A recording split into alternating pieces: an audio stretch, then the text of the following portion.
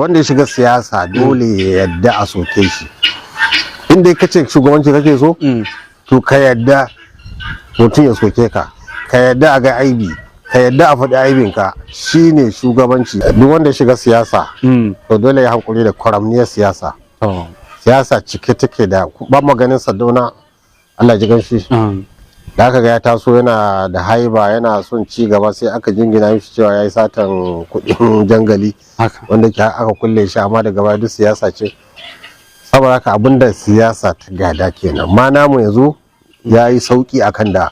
Mu duba da fa yanda yar Addu'a aka kama shi aka kulle lokacin su Abacha har mutuwa ya don hamayyar siyasa. Ka duba Abiola yanda hamayyar siyasa ta sa aka kama shi aka kulle shi. Yanzu ma abin ya yi sauki yanzu ai.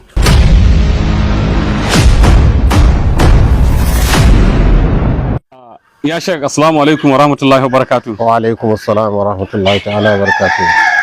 Na ce yau da asusuba sai naga kai wani rubutu na dauka har na sa a shafi haka, sai na ga mutane na ta cece ku ce akai, wai me zai sa doctor ya ce da malamin da ya shigo akai gwagwarmayar siyasa da shi ya fi malamin da zai zauna a buzu yana yi wa 'yan siyasa addu'a, bayan kuma ga wasu na ta cece ku ce akan me yasa ma malamai ke shiga harkar siyasa. To farko dai mu san wani abu. Wannan addini namu na addinin musulunci, manzo Allah sallallahu alaihi wasallam shine shugaba na farko. Sannan khalifofin shi guda 4 ko 5 ma dukkan su malaman addini ne. Amma an yarda cewa wanda yake yana da wata kwarewa ko ba malamin addini bane to ya zama yana da waziri malamin addini wanda yake suna tare. Kun ga yadda Sardauna ya mulki da su malamai, yadda kasar Saudi Arabia take yanzu 'yan siyasa da malamai suke mulki gaba daya, to shi ke kawo zaman lafiya da ci gaban al'umma. Saboda ya kamata malamai su shiga, amma wanda malamin da ba zai shiga ba wani laifi, sai zauna, domin shi ma yana da amfani, wanda zai zauna kuma yana koyar da mutane karatu. To ina ga masu cewa ai da an yi magana sai su ce malam je kai malantanka ka bar mu harkar siyasa, kai ba harkar ka bace. Ita ce maluntan ai tunda shirye da al'umma ne. Shi wannan yana yi da aikace da ilimi, wancan kuma yana yi na ilimi kadai da baki. So kaga wanda ya kara aiki akan baki ya fi falala da alheri akan wanda kawai ya zauna kamar yadda na je kan buzu, sai dai 'yan siyasa su zai musu addu'a. To ina masu ganin cewa magana da dakta yi tana da alaka da wannan mawaki Dauda Kahutu Rarara da ya fito ya yi waƙoƙi na zamba, har ake, duk da yake bai kama suna kai tsaye ba, amma ya yi waɗansu maganganun da ake alakanta kai tsaye da Farfesa Isa Ali Pantami. Wai kana ganin dakta hakan ya dace ko ya? A'a, to ai shi sa na ce duk wanda ya shiga siyasa to dole ya hankuri da kwaramniyar siyasa. Siyasa cike take da ba maganin Tattaunawa, Allah ji ganshi, da aka ga ya taso yana da haiba, yana son ci gaba, sai aka jingina mishi cewa ya yi satan kuɗin jangali wanda aka kulle shi, amma daga baya duk siyasa ce. Saboda haka abinda siyasa ta gada kenan, ma namu yanzu ya yi sauki akan da. Mu duba da fa yanda yar Addu'a aka kama shi aka kulle lokacin su Abacha har mutuwa ya don hamayyar siyasa. Ka duba Abiola yanda hamayyar siyasa ta sa aka kama shi aka kulle shi. Yanzu ma abin ya yi sauki yanzu ai, tunda ko da ma za a yi, ko dai a habarci da kai, ko a yi wata waka da kai, ko wani abu, to su ma din ba wai ina ganin laifin su bane, domin haka abin da siyasa ta gada kenan, cewa in dai ka shige ta to sai dai ka dode kunnanka ka tsaya kai abin da yake gaskiya, amma dole sai ka ji abin da baka so. Wani lokaci malam zaka ga di yanayin mutum, amma da zaran malami kuma ya fita nuna kansa sai ka ji an fara gaya masa baƙaƙen magana. Ce abinda siyasa ta gada kenan, kuma kan mu ce musulmi ba za su shiga ba. Kwanan nan aka yi mulki ba, vice president pastor, kuma gwamnoni nawa ne pastor, sai dai mu dan kawai wayewar mu bai kai inda ya kai ba ma, ya ce wai dan malamin addini ya shigo siyasa wai ana gani. Ban ce babu wato wanda ya shiga siyasa dole ya yadda a soke shi. Inda ka ce shugabanci kake so to ka yadda mutum ya soke ka yadda a ga aibi, ka yadda a faɗi aibinka shine shugabanci. Umar bin Khattab da aka ɗora shi ko kai da ake tunanin za a ɗora shi, domin sahabbai suka ce a ɗora Umar, sai Abu Ubaida bin Jarrah ya ce za ka ɗora muna Umar mai tsanani, sai Abubakar ya ce ko bari in ya hau zai sanyi.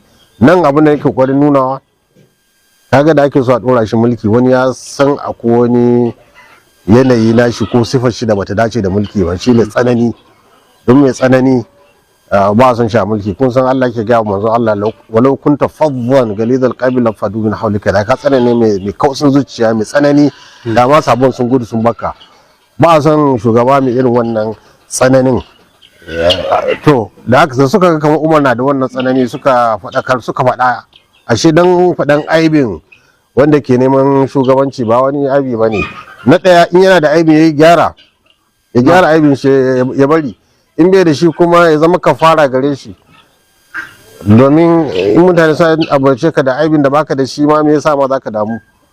Kamar yanzu ne mutum ya ce ga Dangote ya ce kaga fakiri, zai hushi? Ina ya san ba gaskiya ba. To shikenan ai. Malam, akwai malamai yan uwanka da yawa da suke son shiga harkar siyasa, to amma irin waɗannan abu suke tsoro. To dama matsoraci ba tashi bace. To a inda kana da tsoro ka je ka zauna akan buzunka kai ta koyarwa kana sallaka. Wato ta maza ce. to Ba ma son malalaci mai tsoro, mai wai dan an yi dan ihu ya fara gudu. Ba ma son shi ma ya nemi mulki. Sannan kuma wanda ba malami ba shi ma ya fito, amma ya jawo malamai kusa da shi, ya zama na tafiya da su don su gaya mishi. Domin akwai wani ilimin kuma da wani fasaha da wani abu ba wai lalle sai malami ya mallake shi ba, domin ilimin siyasa ilimi ne na mu'amala da mutane.